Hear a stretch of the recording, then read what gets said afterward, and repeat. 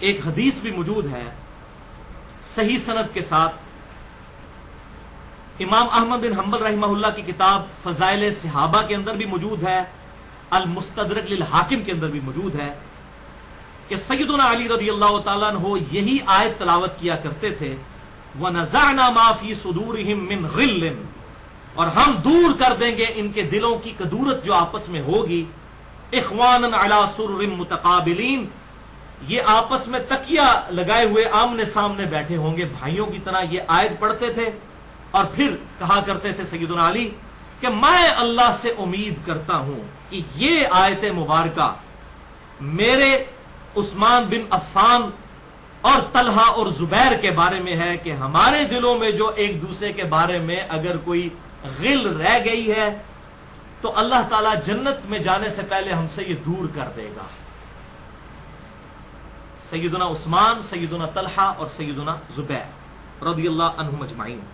اور ظاہر ہے اس کے پیچھے پوری ایک ہسٹری ہے، اب اس پہ میں بات کروں 1 گھنٹہ اور چاہیے۔ یہ میں نے حدیث اس لیے بیان کی کہ ڈاکٹر اسرار صاحب رحمہ اللہ تعالی المتوفی 14 اپریل 2010 عیسوی، جن کو میں اپنا استاد بھی مانتا ہوں کیونکہ میں نے ان کے ویڈیوز سے بہت کچھ لرن کیا ہے اس حوالے سے، باقی میں کوئی باقاعدہ ان کا شاگرد نہیں ہوں، نہ میں نے کہیں دعویٰ کیا ہے، نہ میں نے کبھی تنظیم اسلامی جوائن کی ہے، نہ کبھی جماعت اسلامی۔ کوئی بھی علمی شخصیت ہے اس کی ہم قدر کرتے ہیں، باقی غلطیاں اپنی جگہ، اللہ تعالیٰ غلطیوں کو معاف فرمائے اور ان کو ان کے نیک کاموں کا اجر عطا فرمائے ڈاکٹر اسرار صاحب کو۔ تو ڈاکٹر اسرار صاحب رحمہ اللہ نے سورۃ الاعراف کی آیت نمبر 43 جو اسی سے ملتی جلتی آیت ہے، اس میں انہوں نے ایک حدیث بیان کی تھی، تو میں چاہ رہا ہوں کہ اس ویڈیو کی وساطت سے اس کی کلیریفیکیشن دے دوں کہ وہ انہوں نے حدیث غلط بیان کر دی تھی۔ انہوں نے یہی حدیث بیان کی لیکن ان سے سلپ آف ٹنگ ہو گیا، یا ان کی اس اعتبار سے ایکسپرٹیز نہیں تھی اس فیلڈ کے اندر۔ یہ ہو سکتا ہے، یعنی اب میں پروفیشنل انجینئر ہوں لیکن ڈاکٹری کی فیلڈ میں کس حد تک پروفیشنل ہو سکتا ہوں، وہاں پر میری کمزوری موجود ہوگی، کیونکہ یہ کوئی عیب والی بات نہیں اور وہ خود مانتے بھی تھے۔ بلکہ جب میری ان سے ملاقات ہوئی 13 جون 2008 کو جمعے کے دن، 2-2.5 گھنٹے کی ان سے ڈیٹیل ملاقات ہوئی، تو اس میں انہوں نے خود کہا کہ اختلافی موضوعات جو ہیں ان میں میں بالکل امی ہوں، حدیث کی فیلڈ میں میں امی ہوں، اور یہ باتیں ان کی ریکارڈڈ بھی موجود ہیں۔ انہوں نے کہا کہ میری ساری کی ساری جو محنت ہے وہ قرآن کی فیلڈ میں، تو ظاہر ہے جب پھر امی ہے تو اس سے پھر اس طرح کی غلطی ہو جائے گی۔ تو سورۃ الاعراف کی آیت نمبر 43 کے کانٹیکسٹ میں انہوں نے یہ کہا کہ سیدنا علی کا قول تو پیش کیا، لیکن اس میں انہوں نے کہا کہ سیدنا علی نے کہا کہ یہ میرے اور معاویہ کے بارے میں ہے رضی اللہ عنہم اجمعین۔ حالانکہ ایسا نہیں ہے، اس حدیث میں الفاظ ہیں فضائل صحابہ امام احمد بن حنبل کی کتاب اور المستدرک للحاکم کے اندر بھی موجود ہے، اور یہ سورۃ الحجر کی آیت نمبر 47 کے کانٹیکسٹ میں یہ حدیثیں حافظ ابن کثیر رحمہ اللہ المتوفی 774 ہجری وہ تفسیر ابن کثیر میں بھی لے کر آئے ہیں، اور اس میں حضرت امیر معاویہ رضی اللہ تعالیٰ عنہ کا نام نہیں ہے بلکہ حضرت عثمان غنی رضی اللہ تعالیٰ عنہ، حضرت طلحہ اور حضرت زبیر کا نام ہے، اصحاب جمل کا نام ہے اور سیدنا عثمان کا نام ہے۔ تو یہ میں کلیریفیکیشن دے دوں اس حوالے سے کہ یہ ڈاکٹر اسرار صاحب سے غلطی ہوئی، اور چلیں یہ اس اعتبار سے یہ بھی کلیئر ہو جائے گا کہ میں کوئی ان کا مقلد نہیں ہوں۔ اکثر لوگ کہتے ہیں ان کو پروموٹ کر رہے ہیں، جہاں پر علمی اختلاف ہوگا غلطی کسی کے بھی ہوگی، بڑے کے بڑے سے انسان سے بھی غلطی ہو سکتی ہے، اس علمی اختلاف کی وجہ سے یہ نہیں ہو جائے گا کہ وہ 0 سے ملٹیپلائی ہو جائے گا۔ جب صحابہ سے غلطیاں ہوئی ہیں تو کوئی 0 سے ملٹیپلائی ہو گئی یا ان کا کوئی مرتبہ جو ہے وہ ختم ہو گیا، ایسا نہیں ہے۔ مرتبہ اپنی جگہ، غلطی 100 بسم اللہ، حضرت آدم علیہ السلام سے بھی غلطی ہوئی، یوسف علیہ السلام کے بھائیوں سے بھی غلطی ہوئی، وہ بھی صحابہ تھے، غلطی ان سے بھی ہوئی، اللہ تعالیٰ نے ان کا ذکر بھی قرآن میں کیا، کوئی توہین نہیں سمجھا اس کو، غلطی اپنی جگہ۔ تو ڈاکٹر اسرار صاحب کی میں نے یہاں پر اصلاح اس حوالے سے اس ویڈیو کی وساطت سے میں یہ بتا دوں، اور میں کوشش کروں گا کہ اس ویڈیو کلپ کو بھی ہم اسی کے ساتھ اٹیچ کر دیں تاکہ یہ معاملہ سارے کا سارا کلیئر ہو جائے۔ وَنَزَعْنَا مَا فِي صُدُورِهِم مِّن غِلٍّ، بلکہ ان آیات پر حضرت علی کا یہ قول بھی ہے رضی اللہ تعالی عنہ کہ سورہ ہجر کی آیت کے ضمن میں خاص طور پر آتا ہے شان نزول میں، تو انہوں نے فرمایا کہ یہ میرے اور معاویہ کے کا ذکر ہے جو یہاں ہو رہا ہے۔ ظاہر بات ہے جنگیں ہوئی ہیں حضرت علی رضی اللہ عنہ اور حضرت معاویہ رضی اللہ عنہ، تو کتنی کچھ ہو گئی ہوگی شکایت ایک دوسرے سے، تو یہ آیتیں ہمارے لیے ہیں کہ اللہ تعالیٰ ہمیں دونوں کو جنت میں داخل کرے گا تو ہمارے دلوں سے یہ کدورتیں جو ہے وہ نکال دے گا۔ تو بہرحال یہ جو सूरत अल-हिज्र की आयत नंबर 47 के कॉन्टेक्स्ट में फ़ज़ाइल सहाबा या अल-मुस्तदर अल-हाकिम की जो हदीस है वो सैयदना अली की जो का कौल है, मौकूफन हदीस जो है वो सैयदना उस्मान, सैयदना तलहा और सैयदना जुबैर के बारे में है कि उनके बारे में वो कहते हैं कि क़यामत वाले दिन अल्लाह ताला हमारे उनके दरमियान ये गिल खत्म कर देगा और हम आपस में तकिया लगाए हुए आमने सामने बैठे होंगे। अब जहां तक ताल्लुक है अमीर शाम माविया बिन अबी सुफियान रदी अल्लाह ताला अन्हुमा के बारे में, तो उनके बारे में सैयदना अली का कोई कौल मौजूद नहीं है। इस हवाले से उनके बारे में जो कुछ मौजूद है वो मैं दो हदीसें आपको बता देता हूं मुसन्नफ इब्ने अबी शैबा से। मुसन्नफ इब्ने अबी शैबा इस रुए अर्ज पर हदीस और आसार की सबसे बड़ी किताब है, तकरीबन 38,000 अहादीस और आसार का मजमुआ है। मुस्नद अहमद से भी ये समझ ले आप तकरीबन 1.25 गुना बड़ी किताब है। अल मुसन्नफ इब्ने अबी शैबा, इमाम इब्ने अबी शैबा अल मुतवफ़ा 235 हिजरी जो इमाम बुखारी के उस्ताद हैं और इमाम मुस्लिम के उस्ताद हैं, उन्होंने ये किताब लिखी है। और सही मुस्लिम में 1500 हदीसें इमाम इब्ने अबी शैबा से हैं, यानी 20% अहादीस सही मुस्लिम की वो इमाम इब्ने अबी शैबा से ली हैं। सही बुखारी में भी चंद अहादीस इनसे मौजूद है। इमाम इब्ने अबी शैबा उनकी किताब है अल मुसन्नफ। अल मुसन्नफ हदीस की उस किताब को कहते हैं जिसमें सहाबा इकराम अलैहिम रिदवान के अक़वाल और उनके आमाल जो है वो बड़ी कसरत के साथ जमा किए हुए हो, उसको अल मुसन्नफ कहते हैं। और अल मुसन्नफ इब्ने अबी शैबा का जो आखिरी चैप्टर है उसमें 3 बाब है, जमल के ऊपर है, सिफीन और नहरवान के ऊपर, जिसमें तकरीबन 250 अहादीस हैं जंगे जमल, जंगे सिफीन और जंगे नहरवान के बारे में। और ये जिन लोगों को ये वहम हो गया जी मुशाजराते सहाबा को डिस्कस नहीं करना चाहिए, तो इमाम इब्ने अबी शैबा ने बकायदा बाब बांधे हैं, जमल, सिफीन और नहरवान। बाब जो है वो मुहद्दिस का अपना अकीदा होता है, वो तो बाब बनाकर फितन के चैप्टर में, किताबुल फितन में, फितनों के बाब में 3 सब चैप्टर्स उन्होंने बनाए हैं और इन चीजों को डिस्कस किया। 250 हदीस है। और अभी तकरीबन 1 महीना पहले मेरी बात हुई थी। ये मुसन्नफ इब्ने अबी शैबा अल्हम्दुलिल्लाह उर्दू में प्रिंट होने वाली है, प्रिंटिंग प्रेस तक पहुंच चुकी है। इसके बाद एक इल्मी आप समझ लें एक्सप्लोजन हो जाएगा और ये सारी हदीसें पब्लिक के सामने आ जाएंगी जमल, सिफीन और नहरवान के हवाले से, जो हम वो मुकदमा खुलफाए राशिदीन का लेकर खड़े हुए हैं कि सैयदना अली रज़ी अल्लाह ताला अन्हु को अल्लाह के महबूब सल्लल्लाहु अलैहि वसल्लम ने एक जंग पर हक की मोहर लगाई थी। और ये बड़ी डिटेल से मैंने लेक्चर दिया है जंग जमल, सिफीन और नहरवान के हवाले से। मसला नंबर 101 तकरीबन 2.5 घंटे की गुफ्तगू है। फिक्र हुसैन हक परस्ती की अलामत है। सही मसला खुरूज और फिक्र हुसैन हक परस्ती की अलामत है। अहले सुन्नत पाक.com पर मसला नंबर 101 के नाम से। आज मैं उसकी डिटेल में नहीं जाऊंगा, अलबत्ता डॉक्टर इसरार साहब से ये जो गलती हुई तो मैं उसकी इस्लाह के एतबार से हजरत अमीर माविया रज़ी अल्लाह ताला के बारे में सैयदना अली का क्या मौकिफ था वो बयान करने लगा हूं। और मुशाजराते सहाबा के बारे में मेरा मौकिफ इसके अंदर इंप्लाइड है, क्योंकि जामिया तिरमिज़ी, सुनन अबी दाऊद और सुनन इब्ने माजा में सही सनद के साथ ये हदीस है, अलैकुम बिसुन्नती व सुन्नतिल खुलफाए राशिदीन अल महदीयीन, तुम पर मेरी सुन्नत और खुलफाए राशिदीन की सुन्नत लाजिम है। तो सैयदना अबू बकर, उमर, उस्मान और अली और उन्हीं की खिलाफत में हसन इब्ने अली, ये 5 खलीफा राशिद हैं जिस पे अहले सुन्नत और अहले तशय्युअ का इत्तफाक है। राफजियों की मैं बात नहीं कर रहा, अहले सुन्नत और अहले तशय्युअ का। तो हम खुलफाए राशिदीन के साथ हैं। तो वो मैं अब आपको 2 रवायतें अल मुसन्नफ इब्ने अबी शैबा से बता देता हूं ताकि डॉक्टर इसरार साहब की ये जो क्लैरिफिकेशन हो जाएगी उनके स्टूडेंट्स के लिए भी। मुसन्नफ इब्ने अबी शैबा में इंटरनेशनल नंबर के मुताबिक 7050 नंबर ये असर है।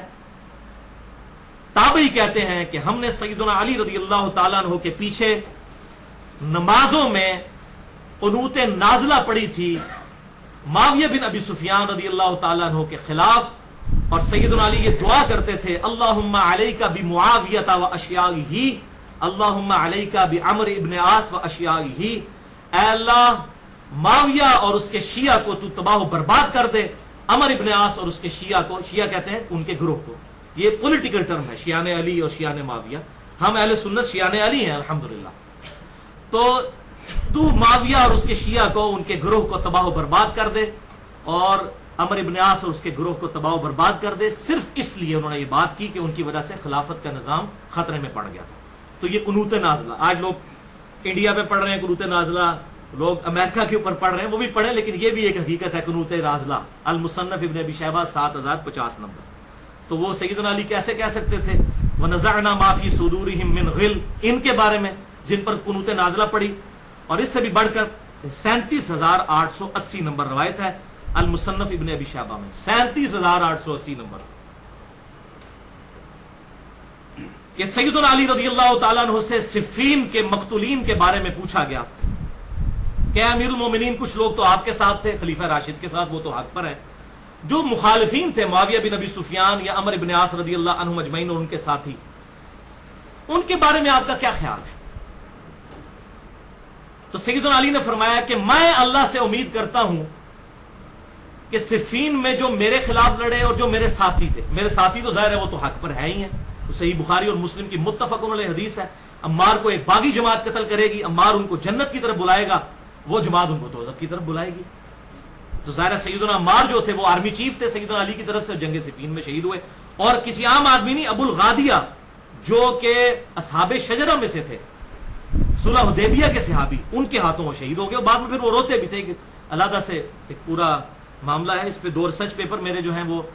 اہل سنت پاک.com پر ریسرچ پیپر نمبر 5A رافضیت، ناسبیت اور یزیدیت کا تحقیقی جائزہ، اور ریسرچ پیپر نمبر 5B ہے واقعہ کربلا کا حقیقی پس منظر 50 صحیح الاسناد احادیث کی روشنی میں۔ اس میں نے یہ پوری سٹوری کھولی ہے کہ احادیث کی روشنی میں مودودی صاحب کے اوپر ایلیگیشن لگا خلافت و ملوکیت پہ کہ جی انہوں نے تاریخی روایتیں لکھی ہیں، تو ہم نے وہ ایلیگیشن دور کر دیا ہے، ہم نے اب صحیح الاسناد احادیث، اکثر احادیث بخاری اور مسلم سے ہیں، ساری اہل سنت کی کتابوں سے وہ 50 حدیثیں عربی میں بھی جمع کی ہیں، اردو میں بھی اور انگلش میں بھی، ظاہر ہے وہ انٹرنیشنل پمفلٹ ہے، عربی میں بھی آ گیا، انگلش میں بھی، اردو میں بھی، پیچھے کون سی زبان رہے گی؟ واقعہ کربلا کا حقیقی پس منظر 50 صحیح الاسناد احادیث کی روشنی میں، اس میں ڈیٹیل سے بتایا۔ آپ مصنف ابن ابی شیبہ کی اس روایت کی طرف آئیں کہ مقتولین صفین کے بارے میں جب مولا علی رضی اللہ تعالیٰ عنہ سے پوچھا گیا، مولا کا مطلب دلی محبوب، جگری یار، حدیث متواتر ہے، من کنت مولاہ فہذا علی مولاہ، جامع ترمذی میں بھی موجود ہے، مسند احمد میں بھی موجود ہے، سنن نسائی الکبریٰ کے اندر بھی موجود ہے، امام ابن ابی عاصم کی کتاب السنہ میں بھی موجود ہے، اور کئی کتابوں میں 22 صحابہ سے حدیث، جس کا مولا میں اس کا مولا علی، جس کا جگری یار میں اس کا جگری یار علی۔ ہم اپنے علماء کو بھی مولانا کہتے ہیں، وہ مشکل کشا نہیں کہہ رہے ہوتے بلکہ دلی دوست۔ تو مولا علی رضی اللہ تعالیٰ عنہ سے جب مقتولین صفین کے بارے میں پوچھا گیا، مصنف ابن ابی شیبہ 37,880، تو انہوں نے کہا کہ جو میری طرف سے شہید ہوئے ظاہر ہے وہ تو خلیفہ راشد کے ساتھ تھے، علیکم بسنتی وسنت الخلفاء الراشدین، وہ تو حق پر تھے، اور جو میرے مخالفین ہیں میں اللہ سے امید کرتا ہوں کہ یہ دونوں جنت میں جائیں گے۔ آگے الفاظ ہے سیدنا علی کے کہ پھر معاملہ میرے اور معاویہ کے درمیان طے پائے گا اللہ کی عدالت کے اندر، یعنی معاویہ بن ابی سفیان کو سیدنا علی نے معاف نہیں کیا، تو یعنی کہ وہاں پر معافی والا کوئی معاملہ نہیں ہے۔ سیدنا طلحہ کو معاف کیا، سیدنا طلحہ تو المستدرک علاقے میں آتا ہے، جنگ ہی چھوڑ کر چلے گئے، مروان نے خود ان کے گھٹنے میں تیر مارا، یہ صحیح سند کے ساتھ ہے، مسئلہ نمبر 101 کے اندر سن لیں، میں نے حدیث کا نمبر بھی بتایا۔ سیدنا زبیر بھی جنگ چھوڑ گئے، سیدہ عائشہ بھی پوری زندگی روتی تھی، سیدنا علی سے معافی مانگی، سیدنا علی نے معاف کر دیا، ان کا دوپٹہ تر ہو جایا کرتا تھا، بڑی ڈیٹیل کے ساتھ یہ ساری حدیث اس ریسرچ پیپر میں واقعہ کربلا کا حقیقی پس منظر 50 صحیح الاسناد احادیث کی روشنی میں اس کے اندر یہ موجود ہے۔ تو یہ میں نے ڈاکٹر اسرار صاحب کی اس حوالے سے اصلاح یا ان کی آپ سمجھ لیں ویڈیو میں اصلاح کے اعتبار سے میری یہ کوشش تھی کہ میں کلیئر کر دوں کہ یہ بالکل معاملہ ڈیفرنٹ ہے۔ ڈاکٹر اسرار صاحب کا میں کوئی مقلد نہیں ہوں، اکثر لوگوں نے یہ دعویٰ کیا ہے میرے بارے میں کہ یہ کوئی ان کو پھیلا رہا ہے، میں ان کی عزت کرتا ہوں، قرآن کے حوالے سے جو ان کی خدمات ہیں میں ان کو سلام پیش کرتا ہوں، اللہ تعالیٰ ان خدمات کی برکت سے ان کی غلطیاں بحیثیت انسان جو ہوئی وہ معاف کرے، اور اسی طریقے سے اور بھی جتنے بھی علماء جنہوں نے دین کے لیے خدمت کی ہے، مولانا مودودی ہوں یا احمد دیدار صاحب ہوں، اللہ تعالیٰ سب کی غلطیوں کو معاف فرمائے۔ تو یہ اصلاح کی کوشش کی، اور ڈاکٹر اسرار صاحب کے میں نے دفاع پہ چونکہ لیکچر دیا تھا، اس کی وجہ سے لوگوں کو یہ گمان ہوا کہ شاید میں کوئی جماعت کو پروموٹ کر رہا ہوں، میں سب سے محبت کرتا ہوں، کوئی پارٹی بازی میں نہیں پڑتا، لیکن میں ساری جماعتوں سے جو بھی توحید کی بات کریں میں ان کے ساتھ محبت کرتا ہوں۔ اور مسئلہ نمبر 48 میں نے ریکارڈ کروایا تھا، فکر حسین تحریک خلافت کی روح ہے، اس میں نے ڈاکٹر اسرار صاحب پہ جو اہل حدیث کی طرف سے الیگیشنز لگائی گئی تھی اور اہل تشیع کی طرف سے، میں نے دونوں اعتبار سے ڈاکٹر اسرار صاحب کا دفاع کیا تھا، اور مسئلہ نمبر 41 بھی وحدت الوجود کے ایشو پہ، تو میں نے اہل تشیع کا بھی رد کیا اور اہل حدیث کے بھی ان علماء کا جنہوں نے ڈاکٹر صاحب کے ساتھ تھوڑی سی اس حوالے سے زیادتی کی، تو میں نے دونوں کا رد کیا. اس کے بعد اہل حدیث بھی ناراض ہو گئے اور اہل تشیع بھی ناراض ہو گئے. اور وہ اسی دن جب وہ لیکچر اپلوڈ ہوا, مسئلہ نمبر 48 فکر حسین حق پرستی کی علامت ہے, جس میں نے ناسبیت کا جو سیدنا علی کی معاذ اللہ بغض کا الزام تھا جو ڈاکٹر اسرار صاحب پہ, میں نے وہ دور کیا اور کتابوں کے حوالے پیش کیے کہ ڈاکٹر اسرار صاحب پہ وقت کے ساتھ ساتھ حقیقت کھلی. ایک وہ وقت تھا کہ 80s میں ان کا ایک لیکچر تھا جو کتابی شکل میں سانح کربلا کی شکل میں آ چکا ہے.